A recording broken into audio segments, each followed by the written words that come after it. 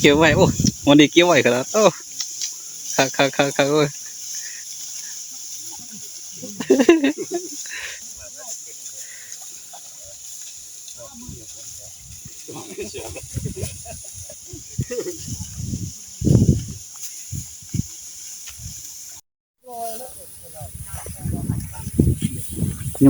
ยำตัวเบอร์ไอเก็ตเกี่ยวเขาเด้อ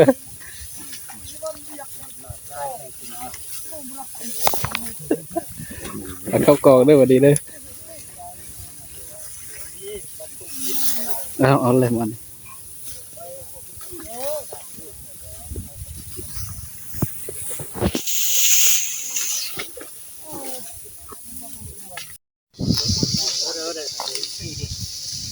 เอาเด้อเฮ็ดจริงจังเด้อ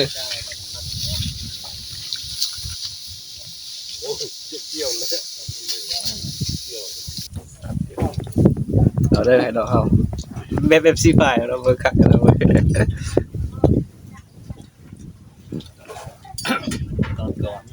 เอาวันนะครับโตกินลากันหลาย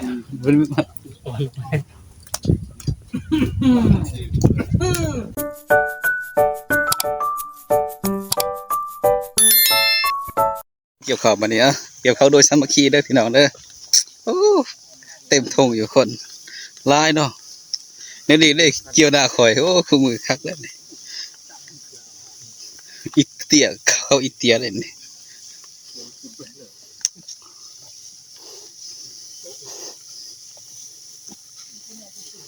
โอ้เนาะ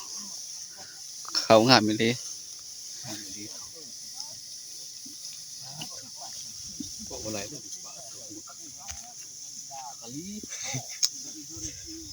อ้ลายพี่น้อง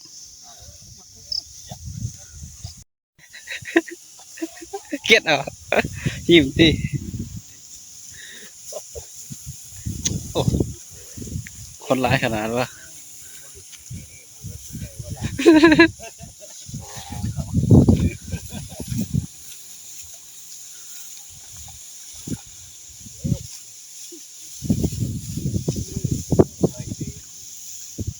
เกี่ยวไว้โอ้วันนี้เกี่ยวไว้ขนาดโอ้คักโอ้ย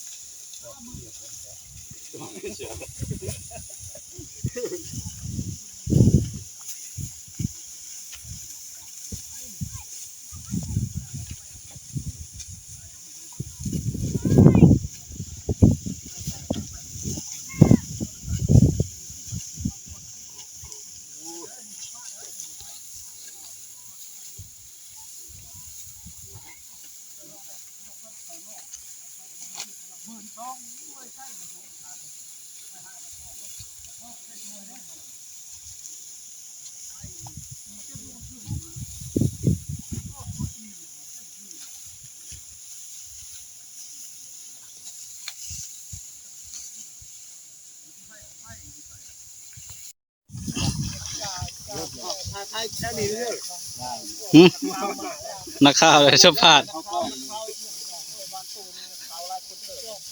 ลายแล้ว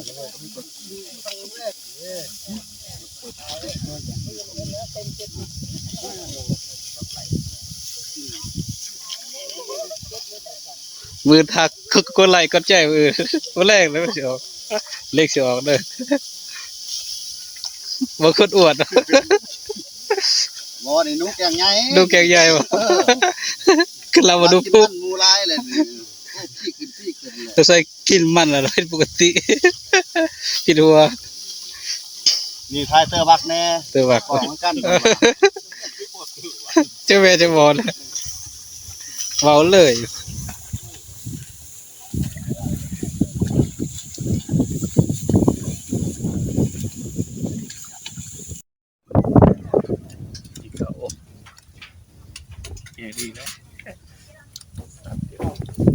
เอาได้ให้เราเอาแบบซีไฟเราเบอร์คักกันแล้วเว้ย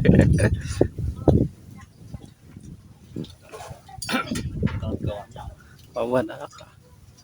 โตกินลากันหลาย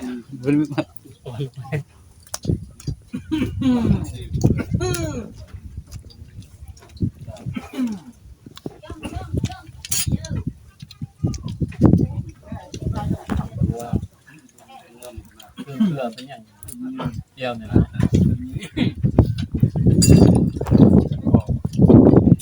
เราเปิดเที่ยวแม่ในเมือง มามัดเฮ็ดจ้ะเป็นยังไงวะ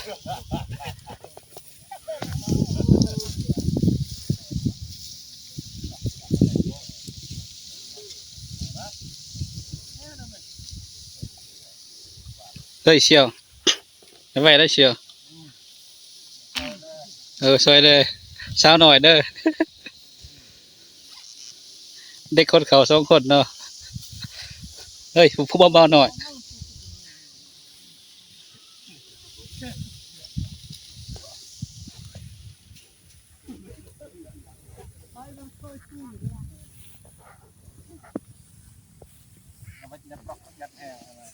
เป็นจะไร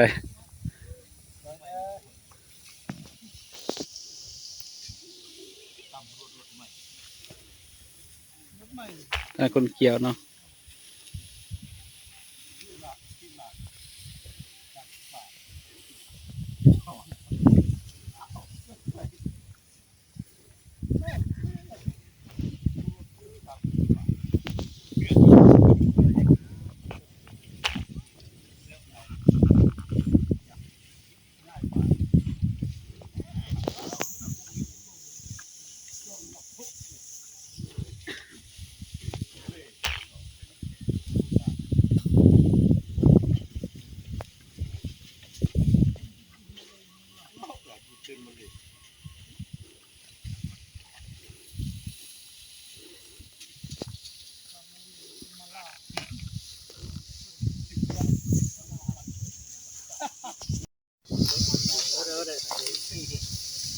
เอาเด้อ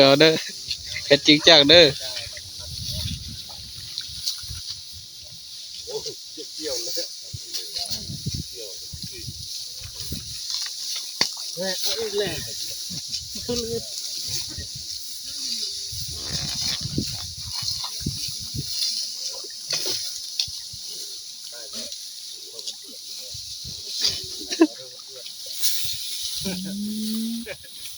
พอดีเกี่ยวเขาดอกโอ้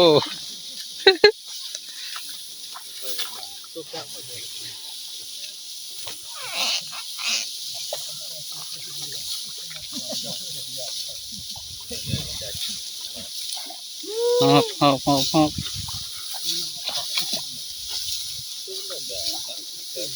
ของที่บัดเขา คงเบา แต่ผสมมาเบิ่งวัดตัวใหญ่ตัวใหญ่คนหลาบ วัดเขา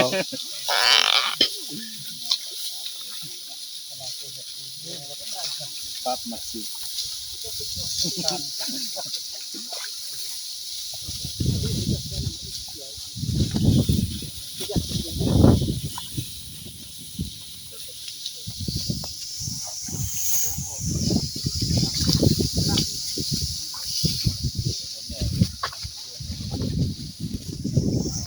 รวมเด้อ ต้องมาละเขาที่เราขึ้นนำคุณชื่อคนนี้การทนายเนี่ยคือต้องต้องเงินเดือดข้อนั่นเองนะเขาล้างเงินเดือดขาทนายมันรวดไปลาเงินตอนนี้เจ้าน้ำมันน่ะเนาะเอาเงินเตี้ยแล้วเอาเต้แห้งไปว่าต้องเอาลาไม่ลาคนนี้ลาไปต้องลานะแล้วก็เพิ่มโทรศัพท์บางอย่างนะฮะวัดเอาเบาเลยนะต้นเนี่ยชุด ตอนนี้เรื่องประชุมตอนนี้เด้อ